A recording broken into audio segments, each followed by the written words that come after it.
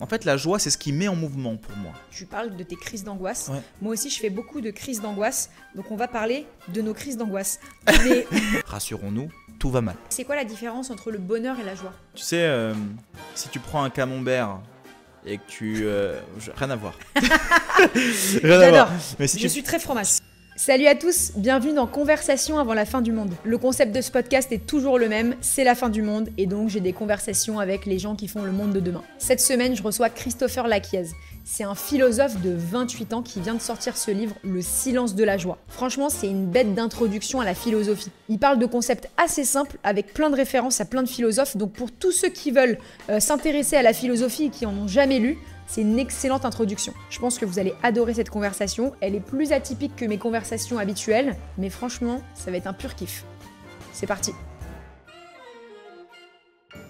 Bienvenue Chris. Ben merci. Je suis tellement heureuse de te recevoir chez moi à domicile. Ouais, trop content aussi. Voilà, il y a des podcasteurs qui ont des studios. Moi, j'ai un studio, mais dans mon appartement. Chris, est-ce que tu peux te présenter succinctement, s'il te plaît?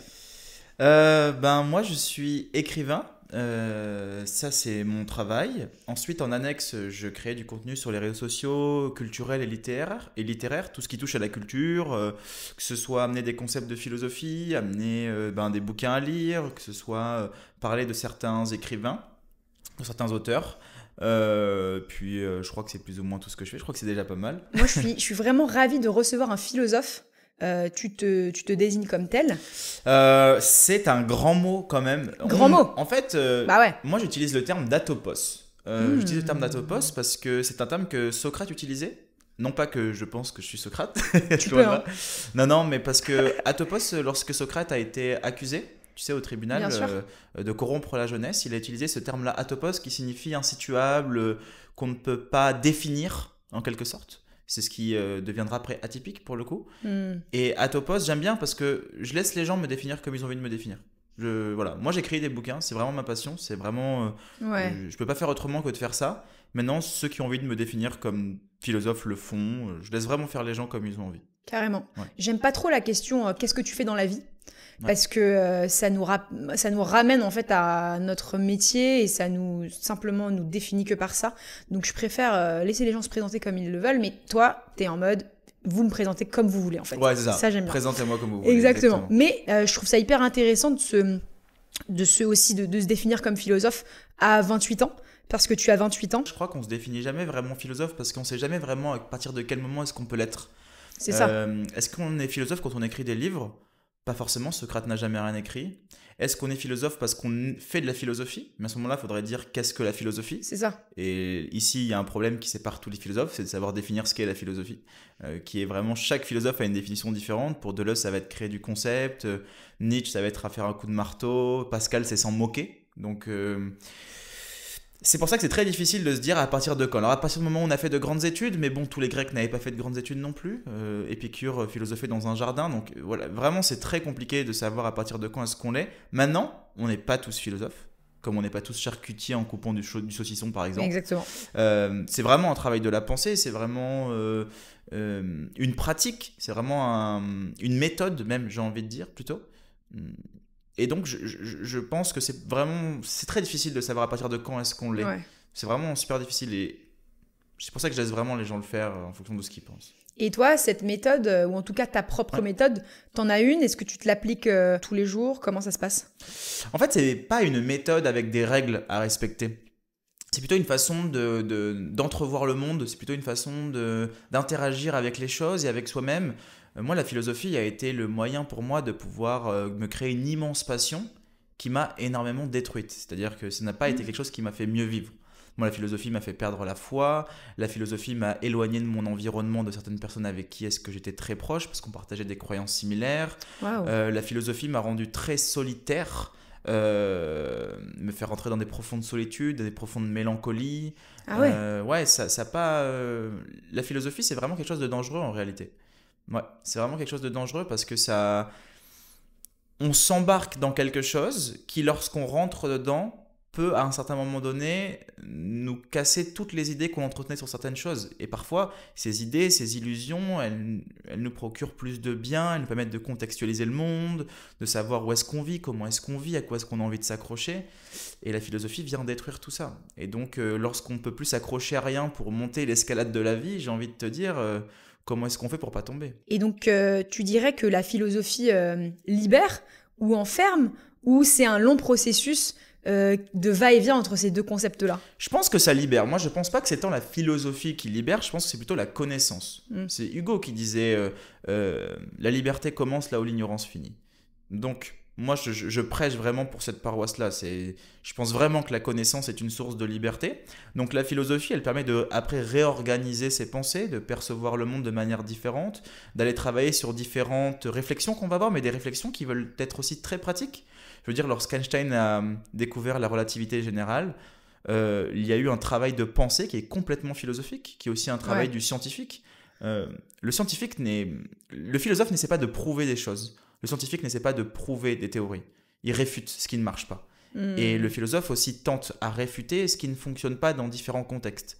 Alors c'est pour ça que les idées se séparent. Il y a les existentialistes, il y a les déterministes, il y a les essentialistes. Voilà, il y a beaucoup de courants qui se séparent parce que chacun arrive à trouver des contradictions sur ce qu'amène l'autre. Et donc le chemin de pensée est vraiment très long et un peu infini. C'est ça que j'aime bien, c'est qu'il n'y a pas une fin en soi et que c'est toujours quelque chose qui évolue et que plus on va être capable de réfuter des théories, plus on va être capable de faire évoluer et la science et la philosophie. Et toi, tu te dis appartenir à quel genre de mouvement philosophique? On a besoin de savoir dans quelle case me mettre. Très intéressant, exactement, parce que là, tu vois, j'ai un réflexe hyper humain de vouloir te mettre dans une case. Comment tu réagis à ça? Moi, justement, je suis celui qui pense que l'identité n'est pas quelque chose de figé et qu'à partir du moment où on tente de définir une chose, on la réduit à ce qu'on lui dit, à ce qu'on en dit en fait. Alors ça, c'est très très biblique, et cette notion que l'identité n'est jamais atteignable et en fait elle est toujours en mouvement, c'est un truc qu'on retrouve beaucoup dans la Torah par exemple. Oui, complètement. On retrouve aussi chez Héraclite, on se baigne jamais deux fois dans le même fleuve, ce qui veut dire que... Mais comparé à la Bible ou à la Torah, au judaïsme, il n'y a pas une essence. L'essence précède l'homme. C'est-à-dire qu'il y a une âme dans un corps. Pour les religieux, pour ceux qui entretiennent des croyances spirituelles, il y a cette idée qu'il y a d'abord une âme qui arrive après dans un corps. Et que du coup, notre chemin de vie serait celui d'exprimer notre moi profond. Ce qui voudrait dire qu'il existerait un moi profond, une identité profonde. Et que notre but, et ça c'est Platon, ça serait de se rappeler de ce qu'on a oublié en venant au monde, en venant ici. C'est-à-dire que notre âme oublie, à travers le mythe d'Air, ce fameux lac dans lequel l'âme se baigne et oublie toutes les connaissances des idées universelles et rentre dans un corps plein d'ignorance, et que le but d'une vie serait de se rappeler de ce qu'en réalité on n'arrive pas à oublier. Tu vois ? Donc ça serait de se rappeler de son âme, retrouver son essence originelle. Moi, je ne suis pas de cette philosophie-là. Voilà, ça te permettra de m'identifier. Moi, je suis plutôt de l'autre, plutôt de me dire qu'on n'a pas d'âme. Il y a quelque chose en nous qui est en perpétuel changement et qu'on est dans une certaine forme de liberté, quand même elle est déterminée par plein de contextes sociaux, environnementaux. Voilà, je ne suis pas non plus anti-déterministe par rapport à ça, mais je pense quand même qu'il n'y a pas d'arrière-monde. Je crois pas trop, j'ai pas trop une vision spirituelle du monde, sachant que je l'ai eu pendant très longtemps. Donc j'en suis vraiment revenu et je me positionne plutôt dans cette philosophie-là de me préoccuper de ce qu'il y a, ou des êtres, plutôt que de ceux qui créent les êtres. Et qu'est-ce qui a fait que tu as changé de vision par rapport au déterminisme ? Il faut savoir que moi j'étais dans des croyances spirituelles qui étaient très ancrées, assez sectaires. J'ai fait rentrer dans une secte, donc ça a été vraiment très hardcore pour le coup. Ce qui a fait que j'en suis revenu, c'est les grands questionnements.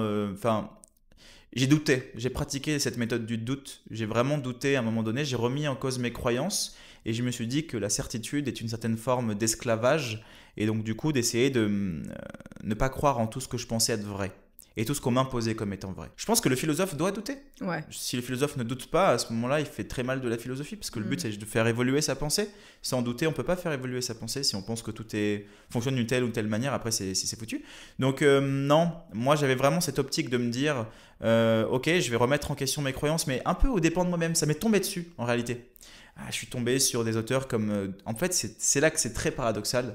C'est que moi, la première personne qui m'a fait douter de l'existence de Dieu, ou de l'existence d'une puissance supérieure ou autre qui me permettait de m'accrocher à mieux accepter la mort, à mieux accepter la vie, la souffrance ou autre, c'est Dostoïevski, qui est un orthodoxe de base et qui est un grand pratiquant, mais qui, à travers des personnages qu'il a réussi à créer, qui allaient vraiment à l'encontre de lui-même, quitte à même des fois leur donner raison sans leur donner raison, mais des arguments vraiment forts, m'ont moi remis vraiment énormément en question. Je pense aux frères Karamazov, je pense à pas mal de livres comme ça qui parlent de questions métaphysiques et qui moi ont commencé à planter cette graine dans mon esprit et qui m'ont dit ok, peut-être que ce que tu crois est en réalité pas si vrai que ça. Et aujourd'hui j'ai pas été capable je pensais avoir une foi inébranlable qui a été violée quoi, en quelque sorte. Ouais. Mais ta foi, c'est-à-dire la foi en Dieu, s'est transformée aussi dans une foi en d'autres choses, je pense. J'ai quand même assez foi en l'homme, pour être honnête. Je m'intéresse vraiment beaucoup à l'homme, à ses manières de fonctionner, d'interagir avec le monde et aussi à l'éducation pour les enfants. Sachant que nous, beaucoup de choses se sont mises en place. Pour eux, comment est-ce qu'on peut les amener à cultiver ce désir des lignes, ce désir des pages, ce désir de vouloir apprendre et de vouloir entretenir une certaine forme de culture et de connaissance. Pourquoi est-ce qu'il faut le faire ? Donc plutôt aussi vraiment pour les enfants et moi aussi pour essayer de mieux appréhender mes angoisses, mes névroses et tout ce que je vis quoi. T'as beaucoup de névroses ? Ouais. Moi aussi tu vois, donc c'est vraiment la raison pour laquelle je t'ai aussi invitée. En fait... Voilà, je me suis dit, c'est un philosophe de ma génération, ou en tout cas, c'est quelqu'un qui se dit comme tel, c'est hyper intéressant. Moi, j'adore les gens qui sortent du cadre, en réalité. Et moi, je traverse une période, en fait, c'est d'ailleurs la raison pour laquelle j'ai créé ce podcast. Je traverse une petite période, on va dire, de la crise de la trentaine, pour vraiment le caricaturer. Je me demande, en fait... qu'est-ce que j'ai fait avant, pourquoi, qu'est-ce qui m'a déterminé à le faire et qu'est-ce que je vais faire plus tard, quoi. Je pense qu'il y a plein de gens de notre génération qui passent par là. Je pense que tu peux traverser plusieurs crises dans ton existence, mais effectivement, à 30 ans, il y a une espèce de switch, surtout pour les femmes, parce que horloge biologique, parce que tu rentres dans une nouvelle décennie, etc. Et donc, je t'ai sous la main et c'est génial parce que je vais te transmettre toutes mes névroses. Génial. Et tu vas tenter. Je suis pas psychologue, alors je vais faire comme je peux. Hein. Voilà. Donc le podcast s'appelle Conversation avant la fin du monde. On traverse une période, internationale assez intense, des guerres, des catastrophes naturelles, un bouleversement écologique, etc. Moi, je suis pas de ceux qui disent que c'était mieux avant, parce que pour moi, le monde a toujours été un gros bordel. C'est juste qu'aujourd'hui, on a énormément d'informations sur ce qui se passe, donc effectivement, on a conscience que c'est le bordel. Peut-être que c'était peut-être mieux avant dans le sens où les gens n'avaient pas forcément conscience et connaissance de ce qui se passait à l'autre bout de la planète, mais pourquoi pas. Donc, c'est une conversation avant la fin du monde. Est-ce que tu penses qu'on est en train de vivre la fin du monde ? Et qu'est-ce que la notion de fin du monde t'évoque ? Je pense qu'on est tous un petit peu dans une fin du monde de quelque chose tous les jours, sachant que ce qui se produit ne pourra pas se reproduire, enfin, dans sa singularité. Je pense qu'on vit un peu tous les jours une fin d'un certain monde, de quelque chose qu'on vit. C'est pour ça que je m'intéresse très peu au futur, en réalité. Ah ouais ? Ouais, je me préoccupe vraiment beaucoup d'essayer d'apprivoiser l'imprévu, d'essayer de m'organiser à vivre des choses de manière assez intense aujourd'hui. Je pense que l'espoir est une forme de soustraction du présent. Tu vois, j'espère que quelque chose sera mieux et que du coup je passe à côté de ce qu'il y a. Moi, j'aime vraiment me focaliser sur cette chose. Ça ne veut pas dire que je ne vais pas faire évoluer le monde, mais ça ne veut pas dire que je le renie non plus. C'est-à-dire que je suis entre les deux. C'est-à-dire que je suis en train d'apprendre à désespérer sans tomber dans le désespoir, comme pourrait dire Camus par exemple. C'est vraiment ça. C'est-à-dire que je me focalise vraiment plus sur l'intensité du réel plutôt que sur ce qu'il devrait être ou ce qu'il pourrait devenir. Donc, je ne dirais pas non plus que c'était mieux avant, et je dirais pas non plus que ce sera mieux plus tard.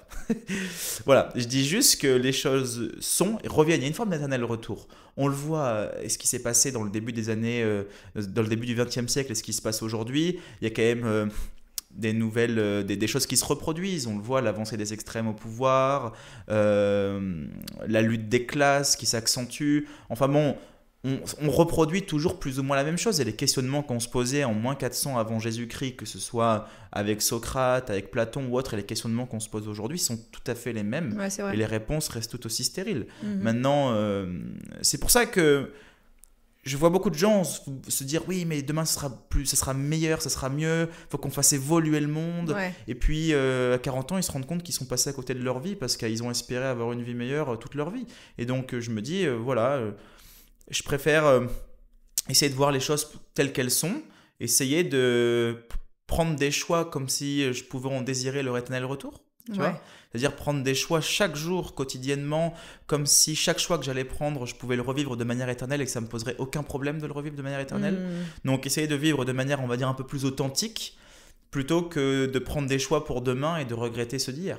Le fait de désirer l'éternel retour de quelque chose, c'est peut-être ça, de prendre des bonnes décisions. Ça voudrait dire qu'il y a un jugement moral, ça voudrait dire qu'il y a une hiérarchisation des décisions, qu'il y a de bonnes et de mauvaises décisions. Et je pense qu'il faut réussir à aller un petit peu au-delà de cette pensée binaire et de se dire ouais, il faut que je prenne une bonne ou une mauvaise décision. Déjà, il faut que je prenne une décision. Et si j'en prends pas, je prendrai quand même une décision, celle de ne pas en prendre. Mais on vit dans un monde où la morale est importante. C'est-à-dire qu'on interagit entre nous, on est obligé de se dire bon, il y a des choses qui sont bien et des choses qui sont beaucoup moins bien. Je suis pas non plus un grand fan de la notion d'alignement, de tous ces grands trucs qu'on trouve dans le dev perso qui, moi, je partage pas du tout. Donc, je me dis plutôt que qu'est-ce qui sera bon pour moi et aussi bon pour la ruche. C'est-à-dire, je me préoccupe vraiment de quelque chose d'entier. C'est-à-dire, est-ce que ce que je vais faire ne va pas impacter dans le mauvais sens mon environnement, mon entourage et moi aussi au passage. Le truc, c'est que vu que je suis quelqu'un qui est très mélancolique, a tendance à très rapidement faire de grosses crises d'angoisse et de souffrir vraiment beaucoup de ça, je fais pas toujours de bons choix, mais un peu au détriment de moi-même. C'est-à-dire que je ne choisis pas de faire des choix qui vont dans ton sens. Et qui vont dans mon sens. Et parfois même, je fais des choix qui m'emmènent à plus souffrir que si je ne les avais pas fait. Donc, je me laisse un peu porter par l'existence. Et je vois où est-ce que ça me mène. Et puis, j'essaie d'aménager un petit peu mon monde comme ça. Stylé. Dans ce que tu disais tout à l'heure sur le présent, le futur, le fait que tu ne te soucies pas du futur, dans ton livre, dont on n'a même pas parlé depuis le début, mais parce que tu vois, on est lancé dans une conversation. Tu sors un livre qui s'appelle Le silence de la joie, un essai sur ce qui n'intéresse personne. Ça, on va en parler évidemment. Mais en tout cas, il y a une citation de Marc Aurèle que tu donnes qui est... ne laisse pas le futur te troubler, tu y feras face si besoin est, avec les mêmes armes de la raison que tu utilises aujourd'hui contre le présent. Voilà. Donc c'est vraiment vraiment ce que je viens de dire là. Exactement, pour le coup. C'est pas non plus une philosophie du moment présent. Parce que en mode accord Toltec. Pas du tout, parce que ça voudrait dire qu'on pourrait figer le moment présent. Ça veut dire le moment présent, c'est qu'on peut le figer à quelque chose. Et tout comme l'identité, je pense pas qu'on puisse la figer. C'est plutôt être dans une interaction entre le présent, le passé, le futur, mais dans une forme de longévité. Et donc, ça me permet de pouvoir vraiment... Avant, je me préoccupais vraiment beaucoup du futur. D'ailleurs, mes angoisses sont vraiment beaucoup axées là-dessus. Mais je ne les contrôle pas du tout. Donc, j'essaie de vraiment prendre du recul là-dessus et de me dire, ok, qu'est-ce qui pourrait m'émerveiller aujourd'hui? Qu'est-ce qui pourrait me faire vivre des sentiments assez forts? Qu'est-ce que je pourrais faire avec ma fille? Qu'est-ce que je pourrais faire avec ma femme? Qu'est-ce que je pourrais faire? Qu'est-ce que je pourrais ne pas faire? L'écriture, par exemple, c'est un truc que je ne peux pas ne pas faire. C'est-à-dire toute ma vie, je suis obligé d'écrire, quoi. Je peux pas vivre sans écrire. Non, c'est pas possible. C'est un truc qui me fait tout autant qu'il me défait. C'est-à-dire que je vais écrire des trucs, ça va me procurer vraiment du bien dans l'action de le faire. C'est vraiment ma passion, mais ça va vraiment me détruire dans son résultat. Et du coup, tu parles de tes crises d'angoisse. Moi aussi, je fais beaucoup de crises d'angoisse. Donc, on va parler de nos crises d'angoisse. Mais d'abord, pour comprendre un petit peu, t'as grandi où? D'où tu viens? Tu vas pas raconter ta vie, évidemment, en détail de 0 à 28 ans, mais c'est quoi ton, on dira, ton environnement de naissance? D'où tu viens? On fait une psychanalyse? Tu sais que je m'allonge sur le divan. Carrément. Alors, moi, je viens d'une petite ville qui s'appelle Arcachon, dans le sud-ouest de la France. On adore Arcachon. Voilà, Arcachon. C'était pas comme ça l'est aujourd'hui à l'époque. C'était beaucoup plus morose et beaucoup plus triste. C'est-à-dire qu'il y avait 3 jeunes pour à peu près 250 vieux. Ce qui fait que les activités étaient très réduites à des choses qui n'intéressent pas du tout les jeunes, pour le coup. Moi, je viens d'un papa docteur et une maman qui est infirmière. D'accord. Avec qui j'ai eu une enfance, je définis jamais une enfance compliquée, mais une enfance particulière, parce que j'avais des parents kafkaïens un peu, dans le sens où ils avaient énormément d'attentes sur moi, vraiment énormément. Ils m'ont mis un poids sur les épaules, c'était un fardeau que je porte encore aujourd'hui, je pense. Et donc, je n'ai jamais su honorer ce fardeau-là. En tout cas, honorer les attentes qu'ils avaient envers moi, pour la simple et bonne raison que j'étais quelqu'un qui divaguait. J'ai toujours été un peu un artiste, j'ai toujours un peu suivi mon cœur, j'ai toujours été un peu rêveur, très joyeux. Toujours été un enfant très très joyeux, mais voilà, je vagabondais un peu dans l'existence et j'écoutais pas trop ce qu'on me disait. Ok. Ce qui fait que j'ai grandi dans ce cadre-là. J'ai manqué de rien, honnêtement. J'ai eu une enfance c'est-à-dire que j'ai jamais manqué de quoi manger, j'ai jamais vécu une grande pauvreté, que j'ai connu ça plus tard pour le coup. Mais je me le suis un peu imposé, Ouais. ça, parce que j'ai quitté, enfin moi j'étais pas bon à l'école, j'ai été vraiment bizuté à l'école très Ok. longtemps, toute T'as la subi du harcèlement? primaire, ouais. Ok. Toute la primaire j'ai été bizuté vraiment tout. C'était vraiment un moment qui a été difficile, mais bizarrement j'ai plus de souvenirs aujourd'hui, vraiment clairs de cette époque-là. D'accord. Mais j'ai de vagues aller et va, on va dire, sur ce que j'ai pu vivre à ce moment-là. Bref, D'accord. rien, je pourrais même pas le définir dans les moindres détails. Je sais qu'il y a eu des trucs assez violents, mais je me rappelais pas que, en tout cas, ce que je ressens aujourd'hui, c'est que je le ressens pas comme étant avec autant d'intensité. Je me dis pas, ah, c'était si grave que ça. Voilà, pour moi, c'est D'accord.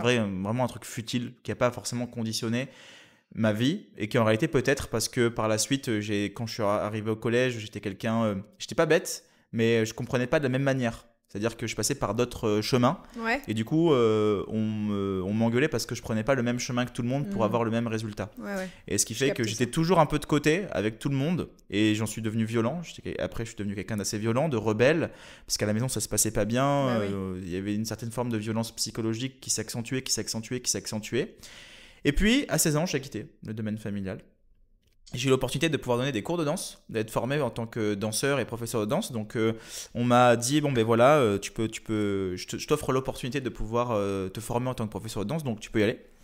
Et puis moi, j'avais 16 ans, je pouvais quitter l'école, j'étais en seconde, j'allais redoubler ma seconde, ce que j'ai fait, mais j'ai pas fini la deuxième année de seconde. Je suis parti directement. D'accord.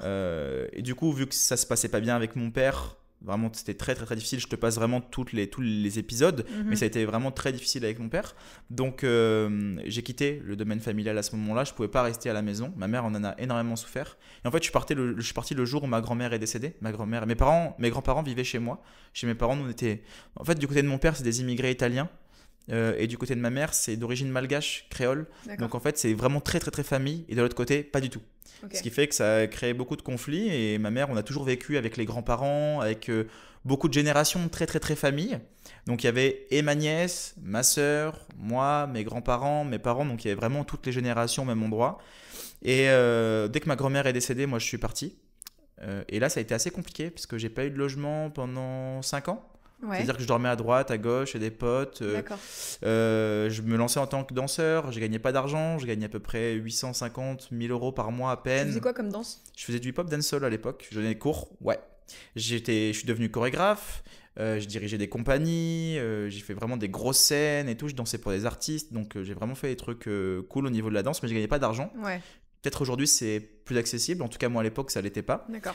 Et ce qui se passe, c'est qu'à ce moment-là, je fais plein de petits boulots à côté. C'est-à-dire qu'à un moment donné, tu t'en sors plus, donc il faut que tu travailles. Je travaille en boîte de nuit, je travaille dans des restaurants, j'ai fait de la maçonnerie, j'ai ramassé des mégots Leclerc. J'ai vraiment fait tous les petits boulots possibles pour Mhm. pouvoir m'en sortir. Et puis, dès que j'ai eu un petit peu d'argent, j'ai décidé de voyager.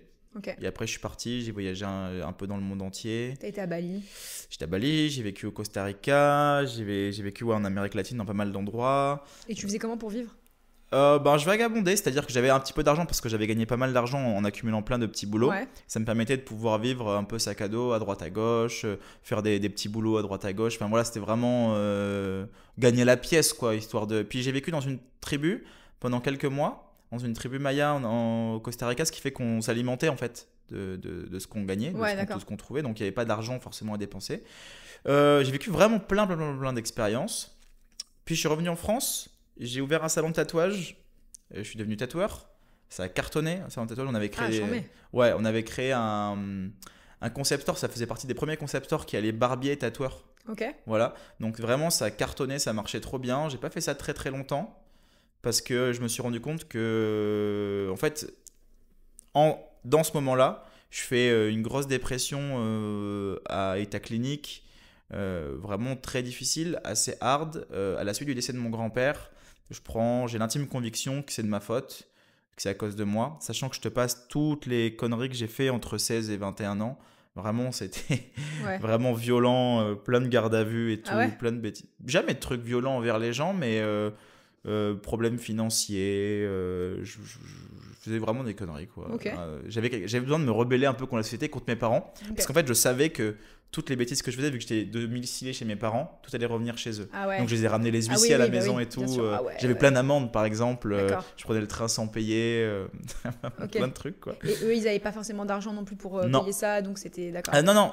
Oui, non, ils n'avaient pas assez d'argent pour payer ça. Parce qu'il faut savoir que mes parents, on dit docteur, enfin médecin, infirmière, ils se font vraiment détruire par l'URSSAF.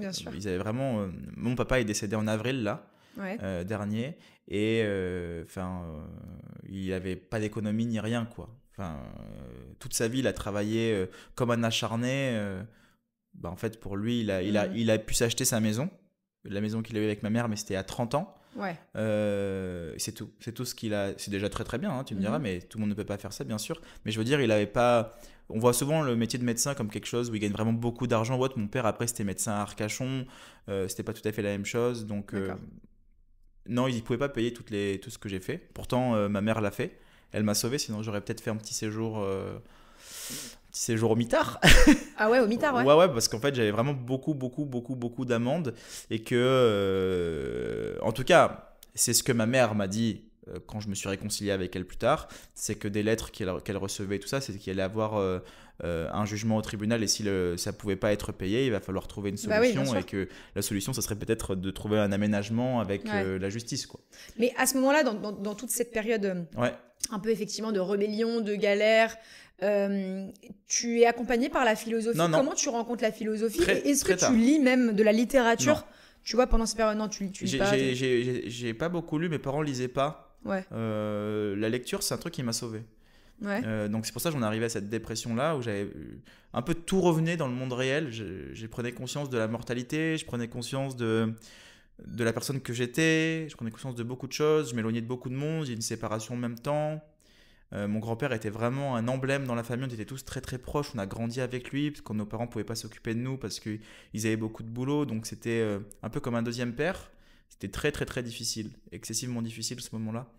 Et donc ça a duré des mois, presque une année, vraiment très sombre. Et en fait là j'ai rencontré la philosophie à travers une certaine forme de curiosité, j'ai rencontré la littérature, et là la lecture est devenue une obsession parce que ça me permettait de pouvoir vivre d'autres vies par procuration. Ça me permettait de pouvoir comprendre ma condition. Lorsque j'ai découvert ma porte d'entrée, ça a été les stoïciens. Donc lorsque j'ai découvert Marc Aurèle, Épictète, Zénon, Sénèque, ça m'a permis de pouvoir me reforger, m'endurcir face à la vie, et donc de pouvoir combattre un petit peu ce que je vivais. Et puis après, il y a de ce retour d'expérience, on va dire, de cette philosophie-là. Je me suis intéressé vraiment de manière obsessive. Vraiment, c'est devenu vraiment une obsession à la connaissance. J'arrêtais pas de faire ça, c'était vraiment très rapidement, j'ai appris vraiment beaucoup de choses. J'ai vraiment beaucoup de facilité à retenir en fait des infos, ce qui fait que ces facilités-là m'ont permis de pouvoir retenir vraiment beaucoup de trucs au niveau de la philo très rapidement. C'est intéressant ce que tu dis, parce que tu disais tout à l'heure que l'école n'était pas du tout faite pour toi, parce que la manière dont on enseigne aux élèves, à un élève comme toi, ça n'allait pas du tout. Moi, je te rejoins complètement là-dedans, parce que par exemple, les consignes, c'était un truc que j'arrivais pas à intégrer. Et donc, dans des matières comme l'anglais, par exemple, j'avais 2 de moyenne parce que je comprenais pas trop les exercices qu'il fallait faire, alors que je parlais anglais, tu vois. Mais je comprends. Et là, tu dis que tu as des facilités à retenir. Donc, en fait, la manière dont on donne l'éducation aux enfants, elle est pas abordable pour tous. Et en fait, non, tu as des qualités intellectuelles en fait exceptionnelles. C'est juste que l'école ne te les a pas révélées. Exceptionnelles, je sais pas. Tu vois, non, mais tu dis que tu as des facilités à retenir. J'ai des facilités à retenir. J'ai vraiment beaucoup de facilité à retenir ce que je lis. Je peux lire une phrase et la retenir directement. Ça, c'est un truc que je contrôle pas vraiment. J'ai pas de méthode ou quoi. C'est un truc, je lis une phrase, je l'aime. Et puis je vais la retenir. C'est un truc que je contrôle pas. Donc ça m'a beaucoup aidé dans la philo. Quand il y avait des concepts, quand il y avait des trucs que je comprenais pas. Et puis après, j'étais vraiment obsessif dans le sens où j'allais lire l'éthique de Spinoza, j'allais lire Robert Mizrahi, j'allais écouter toutes les conférences qu'avait fait Robert Mizrahi sur Spinoza pour les analyses. Enfin, je prenais l'auteur et je prenais toutes les analyses pour essayer de vraiment Deleuze et tout, pour essayer de vraiment tout comprendre sur Spinoza un maximum. Et j'ai fait ça pour chaque auteur en philo. Ce qui fait que je me contentais pas uniquement de lire Platon ou de lire, je sais pas moi, Nietzsche, mais d'aller prendre voilà, les Patrick Watling qu'il y a autour, d'aller prendre tous les spécialistes qui tous les spécialistes, aussi exact. la Pas qui vulgarisent, mais disons qui font des analyses vraiment de l'auteur, qui Ok. moi me permettaient de pouvoir rentrer par une autre porte un peu plus accessible. Puis au fur et à mesure, mon esprit s'est entraîné à lire des auteurs compliqués, comme Spinoza, Hegel. c'est dense à lire, quoi. Ouais. L'éthique, c'est pas abordable comme ça en ouvrant le livre, quoi. Ouais, non, l'éthique c'est compliqué à lire, mais Spinoza est l'un des plus grands philosophes qui existait dans ce monde entier. Enfin, c'est absolument incroyable, c'est les découvertes qu'il a fait, ce qu'il a dit, même l'implication personnelle dans sa vie personnelle, c'est absolument remarquable ce qu'il a fait. Et puis c'est ce combat qu'il a eu contre la religion à un moment donné. Moi, vu que j'étais dans cette optique-là, un petit peu de combat envers mes propres croyances, même si lui est un déterministe, qui a quand même une idée de Dieu à l'intérieur de son livre, Bien sûr. qui prend bien plus que de la place, mais cette optique de dynamique d'aller contre les valeurs sociales qui étaient imposées me plaisait beaucoup. Parce qu'en fait, moi, c'est pour ça que je me suis aussi retrouvé dans Nietzsche et tout. Et puis, même ce livre, Le silence de la joie, est né d'une rencontre avec un philosophe qui est très peu connu, qu'on connaît très très peu, qui s'appelle Clément Rosset. Ouais. Qui est décédé en 2018, qui était un Tu le philosophe... cites pas mal. C'est vraiment mon point d'ancrage, c'est mon point de départ de cet ouvrage, c'est cette rencontre avec Clément Rosset, où un jour j'ai mon ami Mathias qui est docteur en philo et qui m'a pris sous mon aile. Alors il faut savoir aussi que j'ai eu beaucoup de chance dans ma vie, petit aparté, c'est-à-dire que j'ai toujours été quelqu'un qui savait très bien me vendre, j'ai toujours eu de très bonnes relations sociales avec les gens, et quand je me suis lancé dans la philo et que j'ai commencé à en parler sur les réseaux, j'ai Mathias Leboeuf qui est docteur en philosophie, qui avait une émission de philosophie à l'époque et qui a voulu m'interviewer, et qui, j'étais pas novice mais presque dans le milieu, j'avais pas de connaissances universitaires, j'étais vraiment autodidacte pour le coup, et il m'a pris sous son aile. Et il m'a dit, voilà, je vais te filer les connaissances universitaires, je vais te guider, je vais te diriger, je vais t'expliquer. Et il m'a pris sous son aile et maintenant c'est devenu mon meilleur ami. Ok, stylé. On dirige même une collection de philo ensemble, on a créé des petits traités, donc on a vraiment bâti une vraie amitié ensemble, sachant qu'il a 55 ans et que moi j'en ai 28, donc c'est pour être mon père. Ah ouais, mais moi j'adore les relations transgénérationnelles. Ouais, donc vraiment, c'est vraiment quelqu'un d'assez incroyable, il existe très peu de gens comme ça, et j'ai eu de la chance, voilà, d'autres personnes qui m'ont tendu la main, comme Philippe Granarolo, spécialiste de Nietzsche, Maxime Rovere, que j'ai interviewé plusieurs fois aussi, qui est spécialiste de Spinoza, qui à un moment donné m'ont aidé aussi dans mes recherches de connaissances, avec qui j'ai pu interagir directement. Et du coup, ce livre, donc Le silence de la joie, qui vient de sortir, tu dis voilà que tu l'as écrit en rencontrant la philosophie de Rosset, Clément Rosset, ouais. Exactement. Déjà, quel concept tu as rencontré et qui t'a permis d'écrire ce livre? Et surtout, tu vas définir ce que c'est que la joie et pourquoi le silence de la joie. En fait, que ce soit Spinoza, que ce soit Nietzsche, que ce soit Rosset, je vais m'arrêter à ça, mais je pourrais en citer plein d'autres. La joie est un concept central dans leur philosophie. Okay. Mais c'est pas une joie qui se veut être une joie qui s'évade, dans l'évader de quelque chose, c'est-à-dire une joie parce qu'il m'arrive quelque chose. C'est une joie qui est sa propre cause et sa propre conséquence. C'est une joie, et c'est dans ce sens qu'elle est silencieuse. C'est-à-dire que la joie, par définition, est toujours réagit toujours de manière disproportionnée par rapport à sa cause. Ça, c'est ce que dit Clément Rosset, par exemple. D'accord.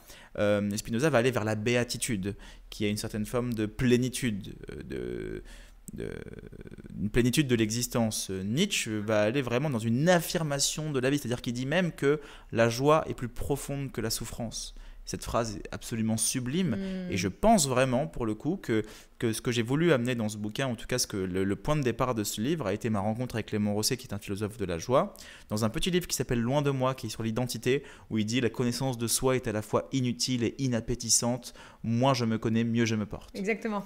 C'est incroyable. Ouais. Quand j'ai lu ça, je me suis dit, oh là là, dans ce monde dans lequel on est, de la connaissance de soi qui est érigée comme... de l'autocentrage. Voilà, de l'individualisme et tout. Je me suis dit, ok, il faut que je... Et j'ai fait une insomnie après la lecture de ce livre. J'ai pas pu dormir. C'est 80 pages, c'est un tout petit bouquin. J'ai pris une gifle énorme. Ouais. Et j'ai fait, ok, ce gars vient de dire tout ce que je savais, mais que j'avais décidé d'ignorer. Et donc, c'est bien ce que je dis dans ce livre. Le but de cet ouvrage n'est pas d'apprendre des choses aux gens, mais de montrer ce qu'ils ont devant les yeux et qu'ils décident d'ignorer. Et ça, c'est l'idée du double de Clément Rosset. C'est comment est-ce que ça se fait que des fois, les déductions que nous faisons du monde ne sont qu'en fait une tentative de remodeler le monde à ce qu'on attend de lui. Un exemple qui est assez simple et que je donne assez souvent, par exemple, c'est toi, tu fais un podcast, d'accord. Peut-être qu'il y a des gens qui vont pas sur YouTube et qui savent pas du tout à quoi est-ce que tu ressembles. D'accord. Tout à fait. Qui se disent, ok, peut-être que Louise, elle a, je sais pas, cette tête. Julia. Julia, j'ai dit Louise. Louise, bah attends, c'est un compliment que tu me compares, enfin que tu m'appelles Louise, parce qu'il y a une meuf qui s'appelle Louise Aubéry qui a un gros podcast. Ok. Donc d'ailleurs, depuis le début, je pensais que c'était Louise, voilà. Ok. Non, Julia. Ouais, En plus, je sais parce que tu m'as envoyé un texto tout à l'heure, ça avait été écrit. Ouais, Julia. ouais, Bref. Et que Julia, du coup, un jour, les gens te voient et vont se dire, tiens, je m'attendais pas à ce qu'elle ressemble à ça. Mais alors, tu t'attendais à ce qu'elle ressemble à quoi? Et bien en fait, ça, c'est ce qu'on appelle une illusion de pensée. C'est croire qu'on a pensé quelque chose qu'on n'a jamais en réalité pensé. Et c'est après que j'ai posé cette question-là qu'on fait une tentative de construction du visage. De dire, je m'étais imaginé qu'elle soit peut-être comme ci, comme ça, peut-être qu'elle avait tel style, tel look ou autre. C'est a posteriori. Ouais. D'accord? Donc, ce qui se passe, c'est surtout que cette illusion dans laquelle nous nous mettons constamment, à tenter toujours de vouloir remodeler le réel à ce qu'on attend de lui, c'est l'idée du double chez Clément Rosset. C'est l'idée que le réel est tellement tragique, tellement difficile à accepter, qu'on le modifie, qu'on modifie notre perception pour qu'elle s'arrange à ce qu'on attend d'elle. C'est l'idée de Boubouroche. Je ne sais pas si tu connais. Boubouroche, c'est un homme qui vit dans un immeuble avec sa femme. Tout le monde l'adore. Il est adorable, il est super gentil. En fait, Boubouroche, il part au travail, sa femme reste à la maison. C'est une autre époque. Et un jour, son gardien de l'immeuble dit, écoute, je pense que ta femme te trompe. Boubouroche n'y croit pas, il pense que c'est impossible, que sa femme est forcément fidèle. Puis un jour, il décide quand même de rentrer plus tôt du travail. Et donc, il rentre, il toque à la porte et il voit sa femme en petite tenue, les cheveux ébouriffés. Alors, il rentre, il s'inquiète, il est apeuré. Et puis, il ouvre le placard et il y a un homme dans le placard. Et donc là, il y a la vérité devant les yeux. Voilà, sa femme le trompe, et elle ne le cache pas parce qu'elle va même lui dire, écoute Boubouroche, oui voilà c'est vrai, je te trompe, j'en ai marre, ça va plus tout entre nous, rien ne va plus de toute façon, ça fait longtemps que j'avais envie de te le dire, mais voilà, maintenant c'est le moment qui est arrivé, voilà, je te trompe. Et en fait, Boubouroche n'accepte tellement pas la réalité qu'il va la remodeler en disant par exemple, mais non, mais t'inquiète pas. Je sais très bien que c'est juste un ami qui est là avec toi, ne te fais pas de soucis, t'inquiète pas, non, il n'y a pas de soucis, faut pas s'inquiéter, je te laisse tranquille ma chérie et je m'en vais. C'est ma faute, même on peut même rentrer dans une forme de certaine victimisation, non c'est ma faute, j'aurais pas dû rentrer plus tôt du travail ou autre. Donc il remodèle le réel à ce qu'il attend pour qu'il soit moins tragique et moins difficile à vivre. Et donc c'est comme ça qu'on peut trouver une certaine forme de joie. On remodèle constamment le réel comme ça, on remodèle nos perceptions pour essayer d'en faire naître une forme de joie lorsque le réel, lui, est tragique. Parce que si on prend le réel dans sa condition pascalienne, nous vivons pour mourir. En fait, c'est les deux seules certitudes qu'on a, c'est qu'on est pour au final mourir. Et ça, c'est tragique. Mais c'est pas tragique dans le sens tragédie, c'est tragique dans le sens tragique du terme, donc philosophique, c'est dire que nous vivons avec la seule certitude, c'est que nous allons mourir. C'est tout. Mais c'est pas pour autant qu'il faut être malheureux. C'est pas pour autant qu'il faut tomber dans le désespoir. C'est pour ça que Clément Rosset dira par la suite, rassurons-nous, tout va mal. Donc c'est vraiment sa grande idée. C'est l'idée des penseurs tragiques, qui est celle de Nietzsche et de bien d'autres. Et donc, moi, c'est là-dedans que je me suis positionné en me disant comment essayer de réconcilier la joie dans un monde tragique sans vouloir pour autant s'y évader. Donc en revenant dans le monde. C'est tout un paradoxe en réalité. Dans l'introduction de ce livre, tu parles d'un événement personnel que tu as vécu. Tu as perdu un ami. Et du coup, cet événement te marque. Et est-ce que c'est par cette peine profonde que tu t'intéresses aussi à la joie et que la philosophie de Rosset te marque? Non, pas du tout. En fait, c'est une très bonne question, mais c'est pas ça. C'est que ce livre-là est né il y a 2 ans, l'idée. Et mon meilleur ami est mort en janvier, pardon. Donc, ce qui fait que tout le passage, en fait, ça a été un moyen pour moi d'appliquer cette philosophie. C'était très difficile. C'est-à-dire que j'ai fait 1 an et demi de recherche et à peu près 7 ou à peu près entre 7 et 8 mois d'écriture. Et lorsqu'il est décédé, c'est dans le processus d'écriture. Je suis dans le processus d'écriture. C'est pour ça que dans le livre, à un moment donné, on peut voir une forme de passage un peu de bascule qui fait qu'il y a une écriture qui se délie un peu plus, c'est un peu plus littéraire, un peu plus poétique peut-être. Je le dis clairement à un moment donné au milieu du livre. Et puis, il y a pas un autre style, mais une autre façon d'appréhender ma pensée qui se détale. En tout cas, moi, je l'ai senti comme ça dans l'écriture. Ce qui fait que c'est une philosophie que j'ai dû appliquer. Et puis alors, vraiment le grand mystère, c'est que l'année dernière, je signe un livre sur la mort qui s'appelle Petit traité de la mort à l'usage des bons vivants, qui sort le 17 octobre. Là, c'est vraiment un tout petit bouquin, un petit traité. Et je le signe l'année dernière.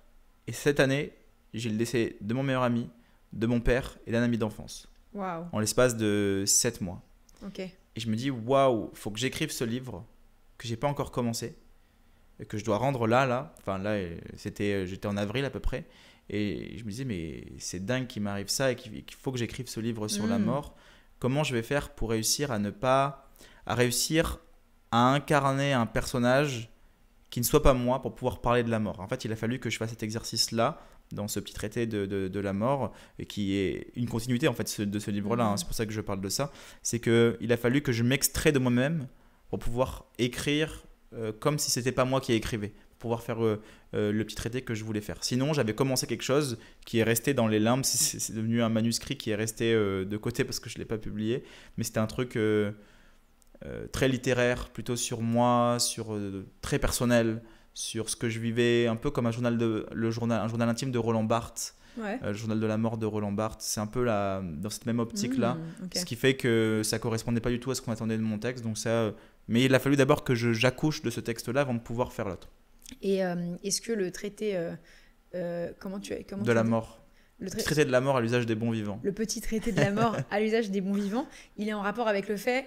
J'ai vu une vidéo de toi récente qui dit vous inquiétez pas, la mort, on ne l'expérience pas. Ah oui. De toute façon, on ne vit pas la mort. C'est une vidéo qui a fait polémique. Ah ouais. Ouais, j'ai fait des centaines de milliers de vues sur TikTok, tout ça, parce que justement, en fait, c'est Épicure qui dit ça. C'est un passage de ma conférence, j'ai une conférence que j'ai fait en Grèce sur Épicure. Et Épicure, il dit la mort n'est rien.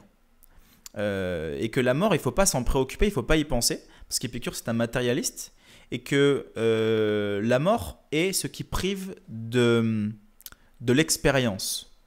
C'est ce qui prive de l'expérience. Donc en soi, on ne va pas vivre la mort en tant qu'expérience, parce que la mort est ce qui prive de l'expérience. Donc, ne vous inquiétez pas de la mort, parce qu'en fait, après la mort, il n'y a rien. C'est comme si vous vous rappeliez de votre avant-naissance.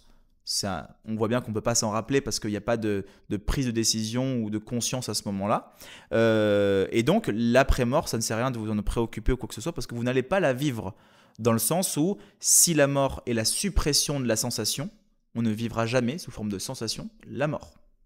Donc ça, c'est la philosophie d'Épicure. Que je ne partage pas forcément, parce que il y a l'avant-mort, il y a la douleur de l'instant qui précède la mort, il y a aussi le fait de se dire qu'on quitte un monde et on laisse des gens derrière nous. Moi, je sais que si je pars avant ma fille, et ce que je souhaite vraiment, de partir bien évidemment avant ma fille, mais ça va être une souffrance intense de devoir la quitter. Il y a aussi la mort des proches. Il y a aussi l'expérience de notre propre mort, dans le sens où on n'est parfois pas vraiment libre de mourir. On le voit avec l'euthanasie, les problèmes de l'euthanasie aujourd'hui, de se dire est-ce qu'on est vraiment libre de pouvoir mourir, quand on voit que Gilles Deleuze était sous assistance respiratoire, qui souffrait énormément, qu'il a dû se jeter du 5e étage pour pouvoir enfin se libérer de ses souffrances. On se rend bien compte que la mort est quelque chose qui n'est pas donné à tout le monde. Pourtant, nous avons tous le privilège de mourir. Et ça, je pense que c'est important, et Jean Kelevitch le dit très bien avant moi, c'est ce qui ne meurt pas ne vit pas. Et donc, c'est parce que la vie est éphémère qu'on peut réussir à apprécier chaque petit moment comme ceux qu'on apprécie aujourd'hui. J'adore. Magnifique. Et comment du coup, on vit le sentiment de joie? Comment on recherche la joie dans un monde où on va mourir, justement?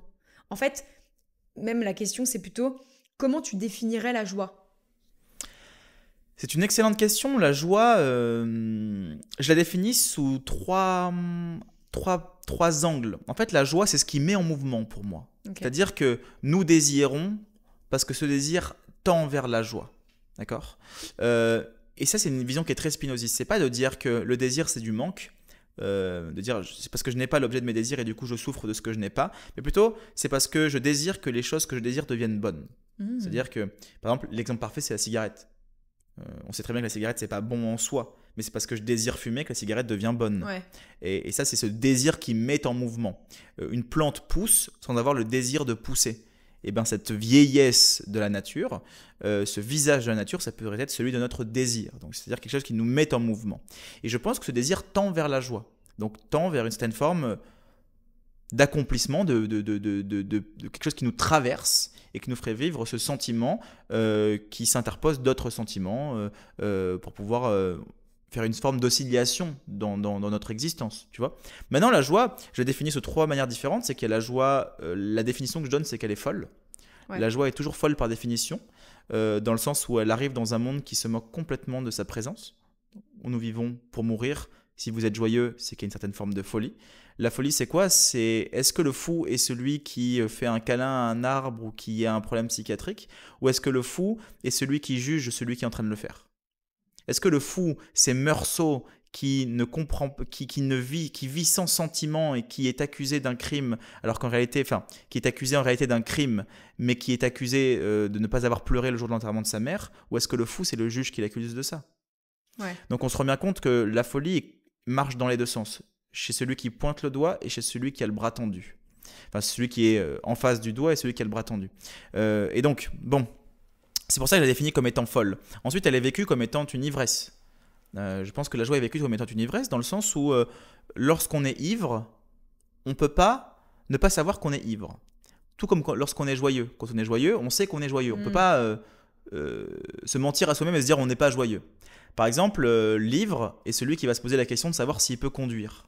Le sobre ne se posera jamais la question de savoir s'il peut conduire ou pas. C'est-à-dire que c'est parce qu'on va prendre un coup ensemble et qu'on va se dire ok, tu penses que tu peux conduire là vraiment ? C'est-à-dire que si on part d'ici et que tu n'as pas bu, je ne veux pas te dire tu penses que tu peux conduire vraiment ? Ouais. Donc on voit que on ne peut pas se mentir. Celui qui est ivre sait qu'il l'est. Il ne peut pas se mentir à lui-même. Il peut essayer de se rassurer, mais il sait qu'il l'est au fond de lui-même. Et ben, c'est la même chose avec la joie. Et puis après, la réaction de la joie, c'est le vertige. C'est-à-dire que je pense que à la suite de cette expérience, ce qui se passe après, c'est le vertige. C'est la hauteur qu'on prend face à l'existence. C'est de se dire que waouh, ce qu'on vit de si grand dans des moments si petits nous fait prendre une forme de l'immensité de l'existence. Et c'est cette grande phrase de Pascal qui peut dire le silence de ces espaces infinis m'effraie. Voilà. Ça, c'est la prise de conscience du vertige pascalien. Et bien là, pour le coup, moi, c'est vraiment ça avec la joie. C'est une prise de conscience de l'immensité de l'existence dans un moment qui est véritablement vraiment futile et très éphémère. Ok. Et c'est quoi la différence entre le bonheur et la joie ? Le bonheur est un idéal, la joie est une sensation. La joie est une expérience. Le bonheur, il y a autant de définitions du bonheur que de personnes sur Terre. C'est pour ça que personne ne peut se mettre d'accord sur ce qu'est réellement le bonheur. On le voit dans la philosophie, on prend tous les philosophes, le bonheur pour les stoïciens, pour les épicuriens, pour Platon, pour Aristote, ce sont des choses qui sont complètement différentes. Il y en a, ça va être des hédonistes, d'autres des eudémonistes. Le bonheur, on ne peut pas le définir comme étant... C'est un concept qui est un peu abstrait en réalité. Bah ouais.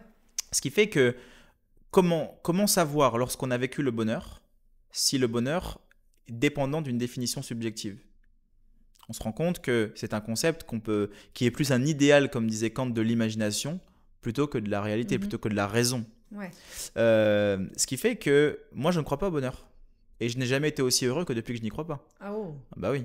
C'est-à-dire que c'est le fait de ne plus attendre un idéal et de ne plus essayer de chercher un idéal qui m'a fait vivre chaque instant comme le non-idéal et du coup, la plus belle expérience que je pouvais vivre. Je n'attends plus que quelque chose m'arrive pour être heureux ou pour être joyeux. Je pense que la joie naît de sa propre cause, de sa propre conséquence. Ok. Donc tu dis que tu n'es pas vraiment déterministe. Ouais. Mais c'est un peu du déterminisme, ça. Pourquoi ? D'être maître de sa propre joie, c'est-à-dire d'essayer de se créer de la joie pour la vivre. Ouais. Bah, c'est un peu se déterminer à vivre ce sentiment. Je ne sais pas de créer de la joie, je la fais naître. Je la fais naître dans un rapport entre mon existence et le monde dans lequel je suis, dans mes interactions, dans une tentative de réenchanter le réel à travers un nouveau regard et non à travers des voyages. C'est plutôt une tentative de faire renaître ce réel dans un instant plutôt que de le créer dans une tentative de soustraire le monde et de absolument aller chercher quelque chose. Non, c'est-à-dire que je préfère modifier mon regard sur le monde que de modifier mon comportement envers celui-ci. Ok. Et du coup, le bonheur, donc tu dis que tu n'as jamais été aussi heureux que depuis que tu ne recherches pas le bonheur, ou en tout cas ne crois pas dans le bonheur. Ouais. Mais le monde entier est drivé par cet objectif-là d'être plus heureux, d'aller vers le bonheur. Comment transmettre ta philosophie au plus grand nombre pour qu'on comprenne qu'en fait, le bonheur, c'est pas un état qu'on peut atteindre, mais en tout cas, c'est presque peut-être une direction sans même se dire qu'un jour on va l'atteindre, quoi. Ouais, c'est vraiment un idéal, c'est vraiment une idée en fait. C'est une idée et on pense qu'un jour on va atteindre cette idée-là et on pense même qu'à un moment donné on l'a peut-être déjà atteint, mais le problème c'est que vu qu'on peut pas la conceptualiser et que tout le monde peut pas se mettre d'accord sur ce qu'est le bonheur, eh ben c'est très difficile de se dire est-ce que j'étais vraiment dans quelque chose dans le bonheur, on va dire, ou pas. Ou est-ce que c'était En fait, le problème c'est un problème aussi sémantique. Il existe la joie, la félicité, le plaisir, l'allégresse, la béatitude. Il y a plein d'autres choses qu'on vit en réalité, mais qu'on n'est pas capable de définir. Ouais. Parce que, comme disait Wittgenstein, notre langage, c'est les limites de notre propre monde. Et donc, réussir à justement aller chercher cette capacité de pouvoir définir le monde, c'est aussi pouvoir l'élargir en quelque sorte. Le bonheur, c'est un truc qu'on nous vend depuis tout le temps. C'est très marketing, le bonheur. Mais tu sais, moi, je préfère une vraie souffrance à un faux bonheur, par exemple. Je préfère la mélancolie, qui est chez Hugo le bonheur d'être triste. Tu vois. Ouais. C'est-à-dire que je peux très bien me sentir très bien dans une certaine forme de mélancolie qui me permet de pouvoir exercer mon art. Moi, si je suis joyeux, je ne peux pas écrire, par exemple. Si je suis trop joyeux, je ne peux pas écrire. Moi, il faut que je sois dans cette phase de mélancolie pour pouvoir réussir à écrire, à m'extraire, pour pouvoir essayer de produire quelque chose. Donc, de toujours aller chercher un idéal, c'est passer à côté de ce qu'on vit. C'est pour ça que ce que je dis dans ce livre, c'est qu'en espérant une vie meilleure, nous passons à côté de la vie elle-même. Donc, c'est pour ça que je n'aime pas l'espoir. Et ça me fait penser à un de mes livres préférés qui est Anna Karenine. Tolstoï. De Tolstoï, exactement. Et à un moment, Anna Karenine, donc c'est l'héroïne du livre, elle dit à son amant, qui est le comte Vronsky, elle lui dit « Tu es mon bonheur ».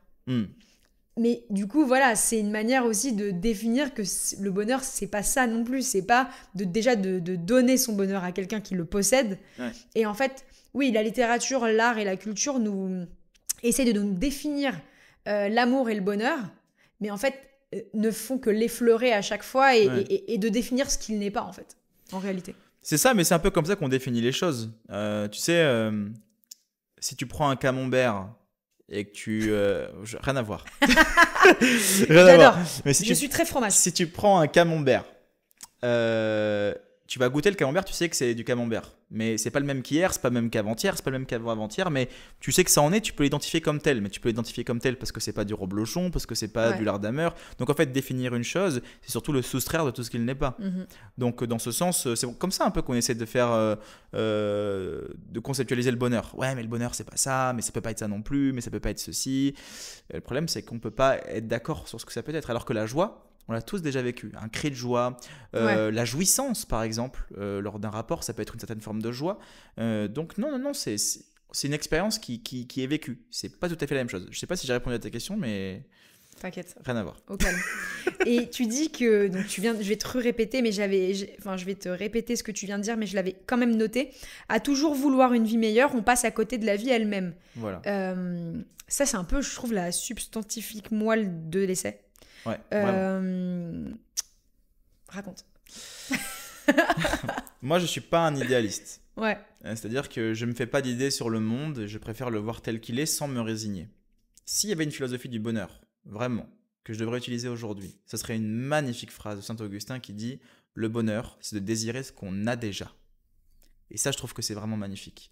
Maintenant, cette idée, dans la société dans laquelle nous vivons, elle peut nous amener à croire que du coup, si chacun désire ce qu'il a déjà, et si chacun se contente des petites choses de la vie, comment est-ce qu'on fait évoluer le monde, par exemple avec tout ce qu'on voit au niveau des femmes, l'égalité des hommes et des femmes, le progressisme, tout ça. D'accord. Donc, c'est pour ça que je parle de choix, et c'est pour ça que je pense que ce qui est intéressant, c'est dans chaque choix que nous allons faire quotidiennement, que ces choix-là, on soit capable d'en désirer leur éternel retour. Et ça vient contredire les idéologies qui disent que la fin justifie les moyens. Moi, jamais je n'accepterai qu'un enfant souffre, qu'un seul enfant souffre pour pouvoir sauver l'humanité entière. C'est-à-dire que les moyens ne sont pas une excuse envers une certaine fin. Ce qu'on peut retrouver dans énormément de religions, c'est-à-dire c'est un mal pour un plus grand bien. Ou les guerres actuelles. Exactement. Les guerres à travers le Moi, monde. je ne suis pas du tout pour ça. Je suis vraiment très camusien là-dessus. D'ailleurs, ce livre vraiment est poussé par la pensée de Camus. Je pense que tu as dû le voir. Mais je suis vraiment profondément contre les idéologies. Et je pense vraiment qu'aucun moyen peut justifier une fin. Vraiment. C'est-à-dire qu'il y a un chapitre dans Les Frères Karamazov de Dostoïevski où il met en scène Alyosha Et donc Alyosha, qui est le jeune spirituel qui rentre dans un monastère, et Ivan Karamazov, qui est l'athée convaincu, très rationnel, et qui lui dit, mais comment peut-on réconcilier l'idée de Dieu avec l'existence du mal? En fait, cette question, en dehors de poser l'existence de Dieu, en dehors de poser la question du mal, elle pose aussi et surtout la question de est-ce qu'une fin peut justifier certaines formes de moyens? Et donc, Alyosha, il lui dit, mais non, mais de toute façon, ce qu'on vit là, ça se tend vers quelque chose de meilleur. C'est souvent ce qu'on pense. D'ailleurs, c'est pour ça que je suis pas trop fan de l'optimisme. Parce qu'on se dit, ce qu'on vit là, parce que ça va tirer vers le meilleur. Toujours, ça va aller vers du mieux. Mais non, c'est pas vrai. Je pense que lorsqu'Hitler est arrivé au pouvoir, on se disait, sûrement à cette époque-là, ça risque d'aller, on va pouvoir faire changer les choses, ça risque de sauver l'Allemagne. En tout cas, une certaine partie de la population pouvait se le dire, et puis on se rend compte que c'est pas vraiment ce qui s'est passé. Donc, tout ne va pas vers une meilleure évolution. Et ce que dit Ivan Karamazov, il dit, écoute, ok, si ton Dieu, qui est foncièrement bon et qui est omnipotent, comment est-ce que ça se fait que le mal existe? Comment est-ce que tu peux justifier aujourd'hui la souffrance d'innocents? Il dit, mais il n'y a pas d'innocents. Il dit, si, il y a des innocents. Les innocents, c'est les enfants. Les enfants qui naissent et qui, eux, sont massacrés, torturés, incestes, tout ce qu'il y en a. Il donne des exemples les plus horribles les uns que les autres. Ce chapitre s'appelle La Révolte, ou ça dépend en fonction des éditions. Et là, ce qu'il montre, c'est il dit pas, c'est là que je rejoins vraiment Ivan Karamazov, c'est qu'il dit, eh ben moi, un monde où je pourrais sauver l'humanité, et que cette évacuation de tout mal devrait passer par la souffrance d'un seul enfant, il dit, je rends mon billet à Dieu. C'est-à-dire qu'il ne dit pas « je n'existe pas », mais il dit « j'aimerais pas être à sa place ». C'est-à-dire que j'aimerais pas être Dieu. Et dans ce sens, je ne veux pas y croire. Je ne veux pas lui laisser ma vie entre ses mains. D'accord ? Je lui rends mon billet. C'est-à-dire qu'il ne dit pas « Dieu n'existe pas ». Il dit « j'aimerais pas être lui ». Quoi. Et je trouve que c'est vraiment beaucoup plus fort dans ce sens où il dit qu'il n'y a aucun moyen qui peut justifier une fin meilleure, et encore moins lorsqu'elle est dictée par une entité supérieure ou autre. Et donc, c'est des arguments qui sont très, très, très, très forts et qui, moi, aujourd'hui, me font dire, quand je vois ce qui se passe en Palestine, ce qui s'est passé, même ce qui se passe en Israël aussi, parce que ça marche dans les deux sens, je pense vraiment qu'il n'y a rien qui peut justifier une fin en soi. Évidemment. Donc, dans ce sens, les idéologies progressistes ou les boomers, comme on dit aujourd'hui, et qui pensent qu'il vaut mieux ce qui demeure à ce qui se modifie, à ce qui change, je pense que ces deux idéologies-là ne mènent qu'à une suite de guerre et de séparation, vraiment. Et toi, tu crois en Dieu ? Non. Moi, je suis agnostique. C'est-à-dire que je me pose pas la question de Dieu. Dieu m'intéresse très très peu, pour être honnête. D'accord. Je m'intéresse... Tesson dit un truc qui me fait marrer, il dit « je m'intéresse plus aux marionnettes qu'aux marionnettistes ». En fait, c'est vraiment ça, pour le coup. Je m'intéresse plus aux hommes qu'à Dieu. C'est ça, à Pinocchio qu'à Geppetto, quoi. D'accord. Ok. Pour toi, ça veut dire quoi réussir sa vie ? Oh, ça veut surtout rien dire en fait, réussir sa vie, parce que ça voudrait dire qu'il y a un objectif à atteindre, un chemin à parcourir et avoir été au bout de ce chemin-là. Non, moi je pense que réussir sa vie, surtout ne pas le vouloir. Non, surtout pas. C'est-à-dire que moi je réussis ma vie si je peux faire ce que j'ai envie de faire tous les jours. Ouais. C'est-à-dire que à la limite, je réussis dans la vie plutôt que réussir sa vie. C'est pas la même chose. Je peux réussir à faire un bouquin qui marche. Je peux réussir à avoir des relations sociales qui sont intéressantes.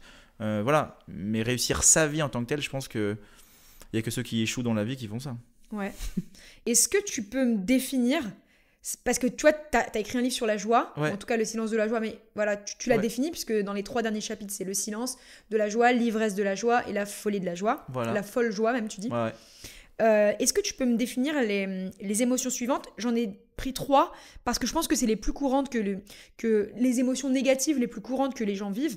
Ok. Et j'aimerais avoir ton regard dessus. Voilà. Est-ce que tu pourrais, enfin, si tu veux, bien sûr. Ouais, ça va être compliqué. Est-ce que tu peux me définir la haine ? La haine est une tristesse qui accompagne l'idée d'une cause extérieure. Je m'explique. Je prends une phrase de Spinoza. Spinoza dit « L'amour est une joie qui accompagne l'idée d'une cause extérieure ».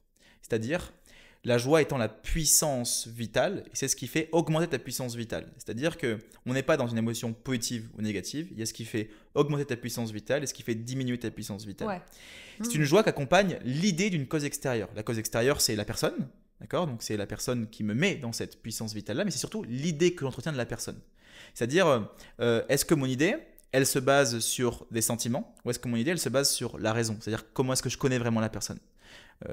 lorsqu'on ressent ça au bout de 6 mois de relation, on connaît déjà plus la personne que lorsque c'est le tout début. C'est pour ça qu'il y a souvent des désillusions dans l'amour. On se dit, ah, je suis tombé amoureux de quelqu'un, en réalité, c'est pas vraiment la personne que j'avais imaginée. Parce qu'on est guidé par la passion. D'accord? Cette passion-là, Spinoza, il invite à la restreindre pour pouvoir apprendre à connaître vraiment, avoir une idée adéquate de la personne. D'accord? Et donc, tu vas voir pourquoi j'en arrive à l'amour, parce qu'en fait, c'est la même chose avec la haine. L'amour, c'est, ma puissance vitale, elle augmente grâce à l'idée, donc l'idée adéquate que j'ai d'une cause extérieure, donc de la personne, en l'occurrence moi, ma femme par exemple. Eh bien, c'est l'idée de se dire, je suis en joie car cette personne-là existe. C'est uniquement ça. L'amour, c'est ce qui fait augmenter ma puissance vitale grâce à l'idée que la personne que j'aime existe en fait. Que cette personne-là existe juste ça. Ça, pour Spinoza, c'est l'amour. Eh bien, c'est la même chose, mais dans la haine de l'autre côté. C'est-à-dire que la haine, c'est lorsque j'ai la tristesse, qui est la puissance qui fait diminuer ta puissance vitale pour Spinoza. La tristesse, c'est qu'accompagne l'idée d'une cause extérieure. Donc, c'est la même chose. C'est l'idée que je diminue ma puissance vitale à cause de l'idée que j'ai qu'une personne puisse exister, que cette personne-là puisse exister. Voilà. Okay. Excellent. Tu es vraiment. C'est clair ? Tu as beaucoup de. Enfin, je veux dire, tu réponds à toutes les questions de manière. Avec une énergie folle. J'adore. Okay, c'est cool. Trop stylé. La colère. Qu'est-ce que la colère ? Alors, c'est difficile de dire ce que c'est que la colère là. C'est vraiment une question qui est compliquée. Je suis pas apte à répondre à ça vraiment. Mais par contre, je pense pas qu'il faut diaboliser du tout la colère. Au contraire, la colère, c'est ce qui permet de pouvoir mettre en mouvement. Je sais qu'il y a Sophie Galabru, qui est une philosophe qui a écrit sur la colère. Les visages de nos colères, quelque chose comme ça, qui est un très très très bon livre et qui explique ça bien mieux que moi. La colère, ça serait vraiment une réaction forcément à un stimuli extérieur, mais ça serait surtout le moyen aussi de pouvoir faire changer des choses. C'est-à-dire, c'est dans ce sens que la colère, c'est dans ce sens que c'est super compliqué à définir ce que c'est que la... Je pourrais vraiment pas définir ce que c'est que la colère. D'accord. Mais je pense que c'est une énergie qui met en mouvement vers un bien et souvent vers l'idée d'un bien, ce qui n'est pas forcément toujours une bonne idée. Ouais, carrément. Et dans tentative de réapproprier, de remettre la justice au centre du village. La colère, c'est souvent ça. C'est-à-dire que je suis en colère parce que c'est souvent lié à de l'injustice. On dit toujours, il vient de m'arriver quelque chose, ça me met en colère parce que je trouve pas ça juste. J'ai rarement de la colère dans la justice. La justice s'est produite, donc j'ai de la colère. Je pense que même si la justice a tort, c'est parce qu'elle a tort que je suis en colère. On le voit notamment aujourd'hui avec les femmes où il y a des hommes qui les ont agressés et au final l'homme s'en sort très très bien alors qu'au final on a vraiment toutes les preuves que c'est vrai. Attention, on a vraiment toutes les preuves, mais que l'homme s'en sort bien, ou en tout cas pas à la juste hauteur de la peine qu'il aurait dû avoir. On peut avoir de la colère pour cette situation-là. Donc je pense que c'est une tentative de remettre de la justice, de rééquilibrer la balance. Le problème, c'est qu'elle part d'une subjectivité et que pour certains, rééquilibrer la balance c'est ne pas prendre en cause des dénominateurs, certains dénominateurs. Je m'explique pour que ce soit vraiment très clair. Imagine-toi que toi, aujourd'hui, tu te fasses cambrioler, et qu'on te vole tout ce qui t'appartient, tout ce que tu as de bien, et qu'on te vole tout ton argent. D'accord ? On te vole des centaines, enfin je sais pas, des dizaines de milliers d'euros. Tu vas être extrêmement en colère. Ouais. Tu vas vouloir te venger, rééquilibrer la balance. Et puis en fait, tu apprends que la personne qui t'a fait ça, c'était son dernier recours pour pouvoir sauver son enfant. Tu es aux États-Unis, son enfant a une grosse maladie, et il nécessite une opération nécessaire. Il lui faut beaucoup d'argent rapidement, il n'a pas les moyens d'en avoir aussi rapidement, sinon son enfant meurt. Donc il est obligé de voler, de faire cette chose-là pour pouvoir sauver son enfant. Et ben on se rend compte que c'est pas si facile que ça, là tout de suite. La colère, elle va être quelque chose de complètement différent. C'est-à-dire que la colère, elle exclut souvent les causes des personnes ou des choses qui se produisent. Donc je pense que ça peut être un moteur lorsqu'on est capable de pouvoir connaître les causes qui déterminent certains types de comportements. Et là, en l'occurrence, lorsqu'on vit ça, on va avoir un autre rapport à ce qu'on est en train de nous subir en tant que sentiment, en tout cas. Ok. Je pense que c'est un sentiment qui est vraiment complexe pour le coup. Très complexe. Ouais. Ok. Super. Moi, j'aime beaucoup cette interview. Si tu devais garder un seul philosophe ou une seule œuvre d'un philosophe... Quel enfer de poser des questions comme ça. Ce serait lequel, laquelle? Oh mais quel enfer. Je serais pas capable de répondre à cette question. Vraiment, ils sont tous tellement différents. Ils ont tous... Tu emportes un livre de philosophie sur une île déserte. C'est lequel? Oh là là, Et ouais. là là. Et ouais, mon pote. Je vais pas en prendre un petit, parce que ça va être long, sinon faut que j'en prenne un gros. Tu peux en prendre un gros. Ouais, je pense que je prends...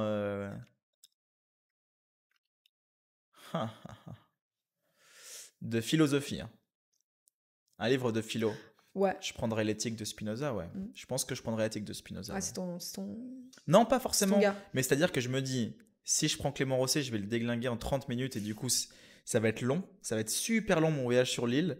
Nietzsche, c'est pas des gros bouquins non plus. Il y a plein d'autres, Bergson, il y a plein d'autres philosophes que j'aime beaucoup, mais ce que j'aime bien avec Spinoza, c'est qu'à chaque fois que je reviens dedans, je découvre de nouvelles choses. C'est comme ça qu'on peut définir un classique. C'est qu'à chaque fois qu'on revient dans le texte, Ouais, tu découvres on découvre de nouvelles choses. Ouais. Et Spinoza, c'est ce que ça me fait à chaque fois. Nietzsche aussi, Rosset aussi, Bergson aussi, il y en a plein d'autres. Mais voilà, là, je pense que je prendrais celui-là. Ouais. Et un livre pour quelqu'un qui voudrait se lancer dans la lecture de philo. Mon livre. Ouais. Ouais. Bah ouais, grave. Ouais, mon livre est vraiment accessible pour le coup, tout le monde peut le lire. Il y a beaucoup de références de philo. Ouais. Il y a Charles Pépin qui fait de très bons bouquins aussi comme ça. Je suis moins fan de Frédéric Lenoir, mais Charles Pépin fait du super bon travail et vulgarise la philo de manière très très juste et très bonne. Donc je pense aussi ça va dans la même dynamique. Et je t'avais demandé de préparer une image une image qui t'a marqué ces derniers jours ou alors dans ta vie ou aujourd'hui. Est-ce que tu t'as... Ouais. Est-ce que ouais. Alors j'ai une image. C'est une image que j'ai depuis longtemps. C'est, t'as vu, elle est abîmée. Hein. Ouais. C'est mon marque-page. Oh waouh. C'est Victor Hugo avec ses petits-enfants. Je sais pas si vous voyez. C'est Victor Hugo avec ses enfants ou ses petits-enfants? Ses petits-enfants. D'accord, ok. C'est les fils de Charles. Et en fait, c'est la fin de vie de Victor Hugo.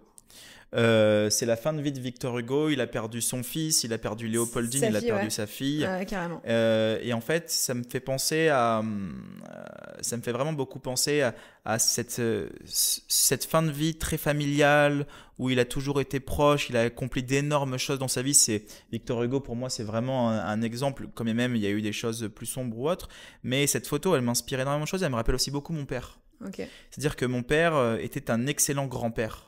Était pas un très bon père, très mauvais père, mais excellent grand-père. Et en fait, en fin de vie, il était très très proche de ma fille, excessivement proche de ma fille. Il aimait énormément, il faisait beaucoup de louanges. Et je suis pas capable de regarder de photos de mon père aujourd'hui, donc je t'ai pas amené une photo de mon... J'en ai une sur moi, que j'avais une partout, mais je suis pas capable de la regarder. C'est encore trop frais pour moi. Mais du coup, je regarde la photo de Victor Hugo avec ses petits-enfants et je pense à mon père avec ma fille. Et du coup, c'est mon marque-page de mes bouquins que je lis et je le trimballe avec moi parce que Victor Hugo est un génie littéraire comme il en existe que très rarement dans un siècle. Et mon père qui était un grand-père absolument exceptionnel. Donc du coup, ça fait un petit mélange des deux. Et voilà.